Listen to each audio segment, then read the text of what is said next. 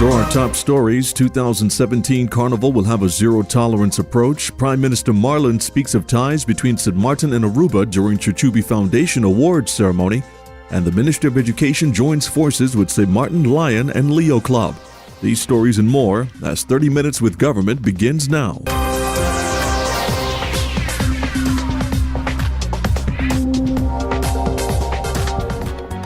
Family law, criminal law, labor law, corporate law, immigration law, electoral law, tax law, environmental law, inheritance law. The law matters to you. A joint venture between the Department of Communication and the University of St. Martin. The lecture series, The Law Matters to You, is aimed at informing and providing the general public of St. Martin about the different laws. We invite you to visit the official government website at www.stmartingov.org for details on upcoming lectures. The law matters to you, bringing the law closer to the people.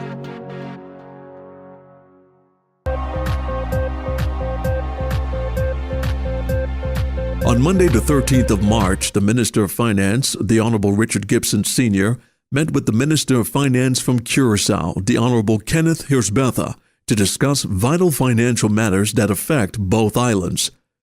At the Council of Ministers press briefing of Wednesday, March 15th, Minister Gibson highlighted the topics discussed during this meeting. We had an extensive meeting, discussed the common issues that we had to address, amongst which the central bank, the two managing directors of the central bank would be leaving this year because they would reach the pensionable age. One will be departing sometime in the middle of this year, and the other one in November. So it's quite urgent that the two ministers of finance have to seek and start the process of finding people to replace them. We also had the opportunity to talk about de-risking. De-risking, as you know, is a vexing problem that the islands are faced with. We had made some headway, and the United States was prepared to sit with us and work things out together with Jamaica. But the cooperation of the Netherlands was somewhat reluctant. That continues to be the case, principally because, in the opinion of the Dutch government, something has to be done with the central bank. Well, next month, there's going to be the semi-annual IMF meeting in Washington, which both ministers of finances will be attending, as well as the Minister of Finance of the Netherlands. And it is intended that we're going to sit down at that time and talk further about this de-risking problem. As far as we're concerned, we have done all that we can in terms of what needs to be done with the central bank, and there's got to be some understanding that this problem is so severe and goes to the heart of our economy that is not something that can be taken lightly. I'm also pleased to share with you that we have the numbers in, revenues numbers in for January and February, and they both look quite good compared to last year. So it's a positive signal. Of course, one bird flying north does not mean to say that summer is here, but at any rate, it's not something negative, and it looks positive, and I hope we can keep this trend up and the economy will continue to perform positively. The Chuchubi Foundation held an awards ceremony at Soil in Cul-de-Sac on Sunday, March 19th in celebration of Aruba Day 2017. Prime Minister William Marlin delivered his address and highlighted the ties between the sister islands. I think as government, we, both the government of St. Martin and the government of Aruba, need to go that proverbial extra mile. When I had to go to Aruba, I'm sure many of you have experienced the ordeals that we have to go through, particularly over the past couple of months.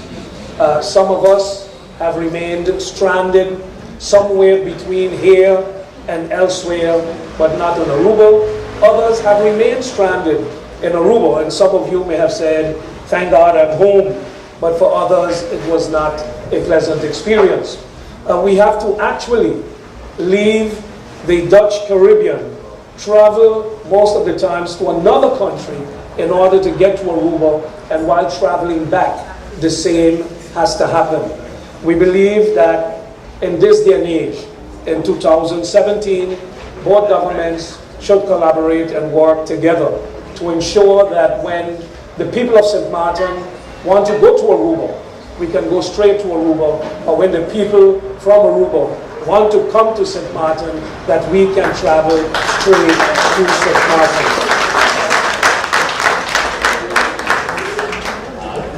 Both St. Martin and Aruba are Caribbean islands, and while Aruba has made its name with the establishment of Lago on Aruba many years ago, both of us share the common tourism industry that thrives on both islands.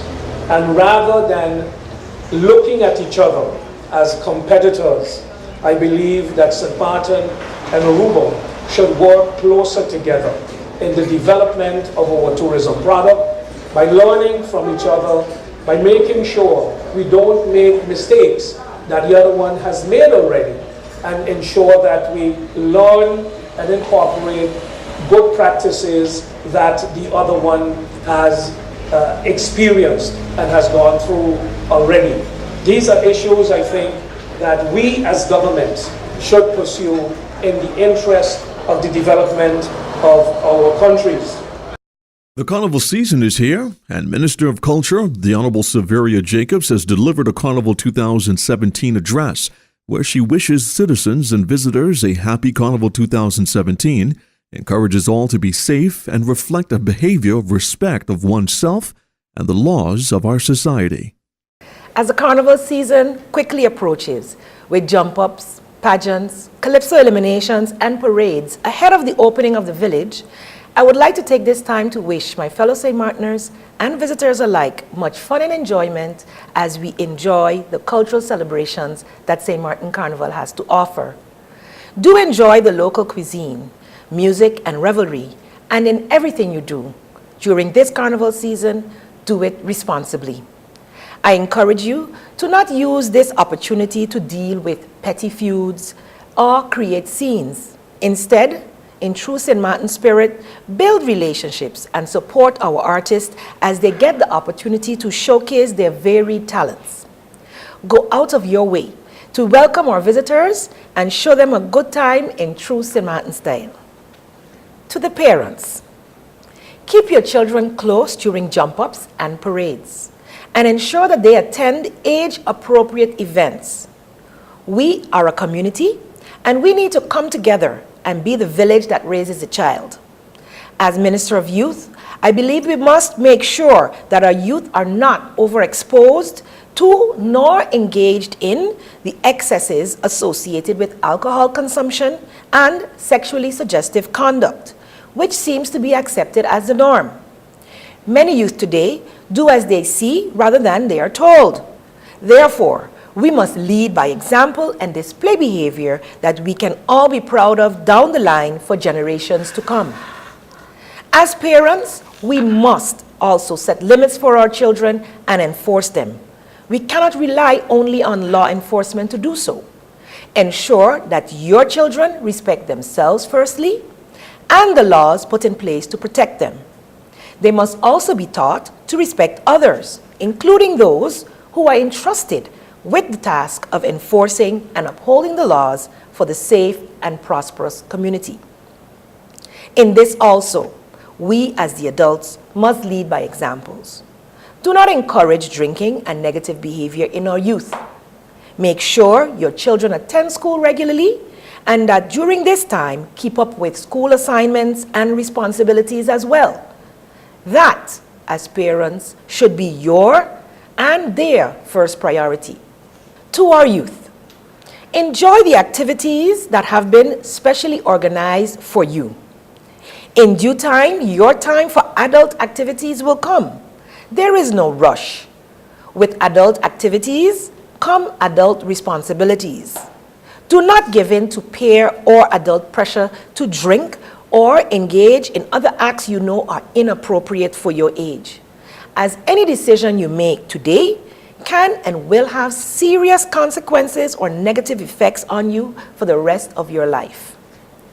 I encourage youth participation in our cultural events during this carnival season, like calypso and soca shows, pageants, as well as youth extravaganza and junior teen parades during this season.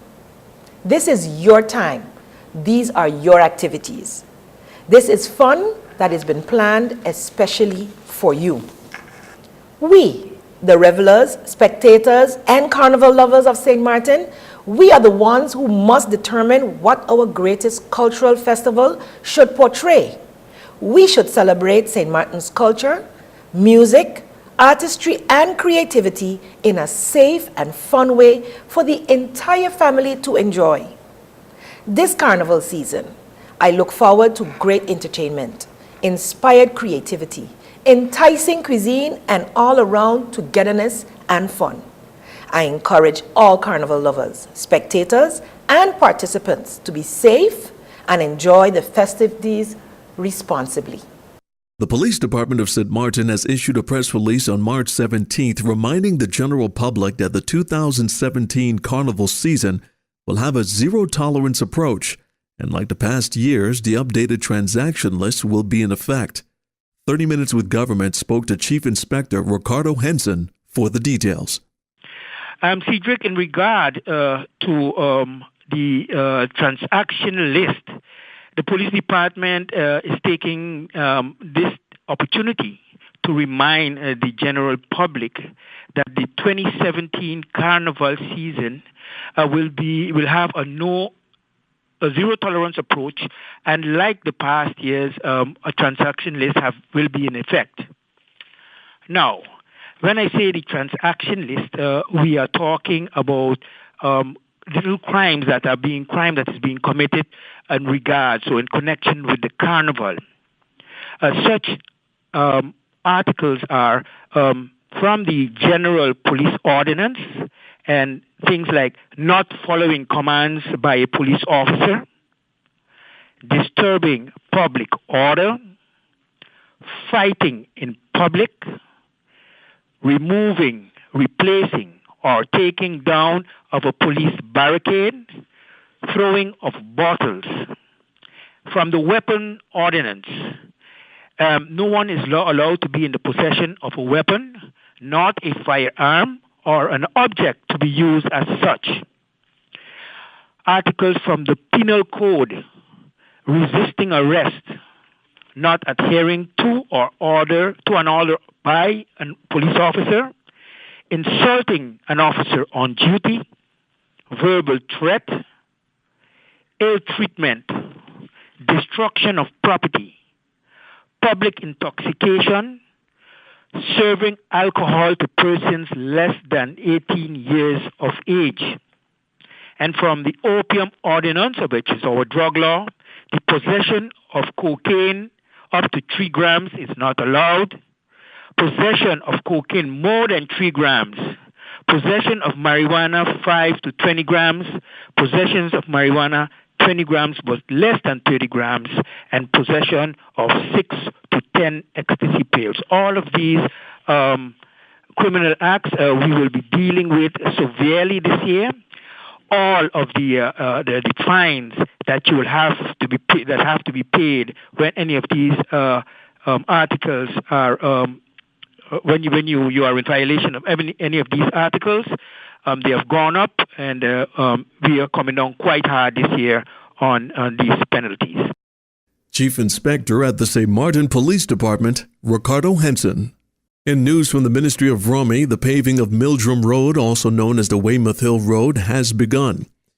The project assigned to Clean St. Martin NV entails leveling of the surface, shaping out the road, and pouring. According to the set schedule, 95 meters of the Mildrum Road will be paved with fiber, reinforced concrete. The whole project is expected to be completed within the next 5 weeks. The Honorable Minister of Rami, Christophe Emmanuel, in a press release issued on March 17th, stated that he was enthusiastic about the completion of this project, and he's grateful to have been able to finalize the public-private agreement in order to better the infrastructure for the residents in the area of Weymouth Hill with a newly paved Mildrum Road. The cost of the construction are shared by Valley Estate, Prima Vista Estate, and the government of St. Martin. Stay tuned. More stories still ahead as 30 Minutes with Government continues after these public service announcements.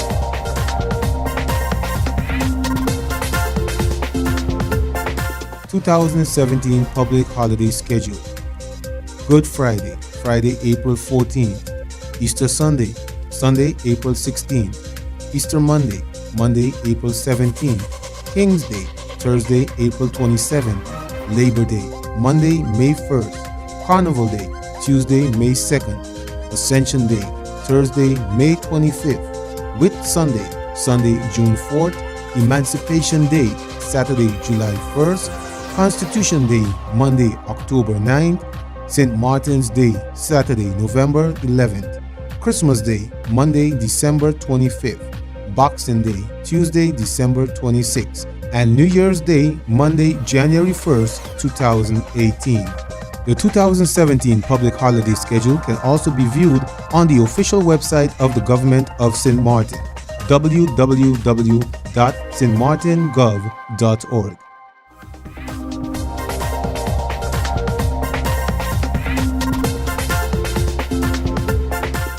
The Ministry of Education, Culture, Youth and Sport, in collaboration with the St. Martin Lion and Leo Club, have joined forces in a quest to tackle the drugs and alcohol abuse by the youth. This very important drug and alcohol awareness campaign was launched on March 15, 2017 at the DCOM press room at the Government Administration Building. The Minister of Education, Culture, Youth and Sports, in her address to the media, outlined the main stakeholders identified in this project. For many, we have been talking for quite a while. I've received several reports, the last being the State of Education report, which highlighted some of our challenges within education with drug abuse and alcohol use among our students. More and more, the reports are coming in, and Mr. Sachel Hyman, who is here, not on camera at this side, but in the seating audience, I must commend you for coming forth with the idea that we collaborate in such a manner or do something, and that we were able to find persons willing to collaborate with us with similar goals in mind. Mr. Hyman, as one of our truancy officers, is in direct contact with the schools, is the one that is called when students are being truant, etc. And so to continue to just request suspension and or expulsion for these children is only setting them up for a very negative future. And we would, as a ministry, are not so willing to constantly suspend, put out. And I know for some of the schools, it's a frustration to have to deal with students who are under the influence of whether drugs or alcohol. So we believe that it is high time. We did have last year already with the Leo's Club and the Lions a strong emphasis on alcohol and drug use. And I must say back then, or when it started 2 years ago, I was a member of parliament, and we did start the process to amend the laws that would also penalize those who are serving. So while it's illegal to serve those under 18 with alcohol, so even for parents to do so, the penalties are not in place for those between 16 and 18. So the law needed to be amended. So that's just a little background information that is in process and hopefully will be in Parliament soon. It was already sent to Parliament, that amendment. Today now we're at another phase where we are faced with the realities of teachers constantly complaining that they suspect students are either high. The process to get them tested, students are now beating the tests. So we as the ministry charged with education and the protection of our youth, we have to do more, we feel, and I thank Sachel for bringing that as an urgent matter to be dealt with and putting it on his plan of action within the ministry under the inspectorate. This project was kicked off by my colleague, Mr. Sachel Hyman, as he is dealing with all these problems and being called very often to schools. So the partnership is between Ministry of Education, Culture, Youth and Sport and the St. Martin's Leo Club have joined forces in the quest to tackle the drugs and alcohol abuse under our youth. Both parties recognize that this matter is an ongoing problem with a root in our community, which cannot be solved in a matter that is tackled jointly, so we decided let's join forces. The main stakeholders identified in this project are the ministry and the St. Martin's Lions with Leo's Club, the Inspectorate of Education, Culture, Youth and Sport, Youth Affairs, and the two stakeholders representing our ministry, which are youth, sports, joining with inspection. Other stakeholders will be approached once the sub-projects have been identified. We are working out these sub-projects, and the kickoff will start with the first meeting of stakeholders, which will be held on Monday, March 20th at 6:30 p.m. at the Lions Den. The purpose of that meeting is to introduce the project to the relevant stakeholders and seek their cooperation in our quest to jointly tackle drugs and alcohol abuse by our youth. All organizations that would like to be a part of this initiative are welcome to indicate their willingness to join. They can contact the Inspectorate of Culture, Youth and Sport or the Department of Youth Affairs for further information. St. Martin Lions Club is very happy to be a part of this project, this initiative.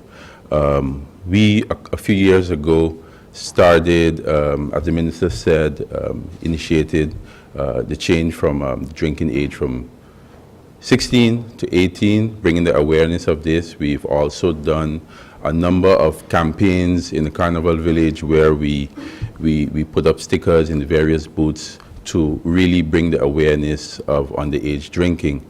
We took it to Parliament. We were successful with that. And we felt this was another good initiative that we could partner with other stakeholders and get our message more out there. The Leo Club is an extension of us, and they have really done well when it comes to drug awareness, and we always have to support the Leo Club. Today is a, I would say, very excited moment to see that we are reaching so far that we actually have, you know, the minister and the community of St. Martin who eventually will be supporting this wonderful project. Many years ago, when I was Leo, we started the drug campaign at Milton Peters College, like, I don't want to say how many years ago, but pretty long. And we even had different workshops, and it is the intention that we will continue doing workshops. We will continue educating the parents, the community, the young ones, of course, and we will be doing joint projects, of course, with education, the Ministry of Education, Sports and Youth.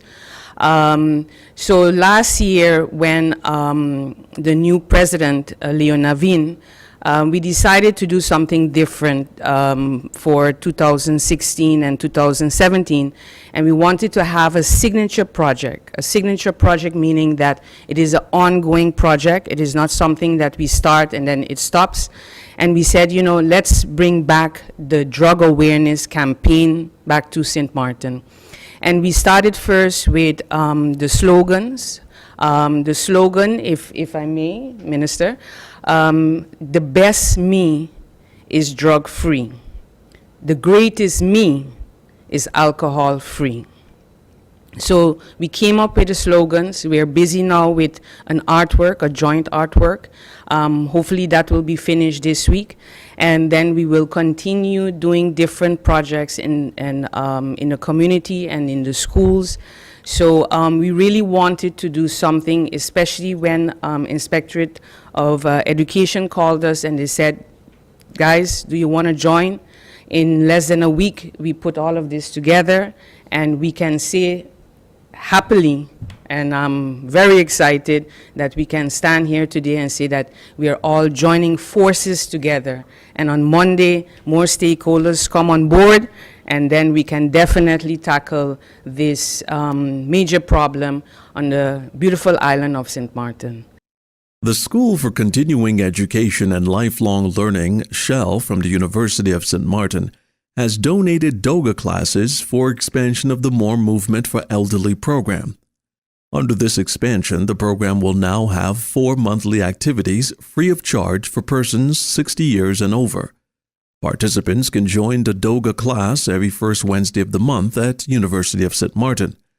The More Movement for the Elderly campaign has joined with Doga, a program of Shell, USM, and National Institute of the Arts, NIA, to further promote healthier living habits for the population of the country and seniors as a special target group through Doga.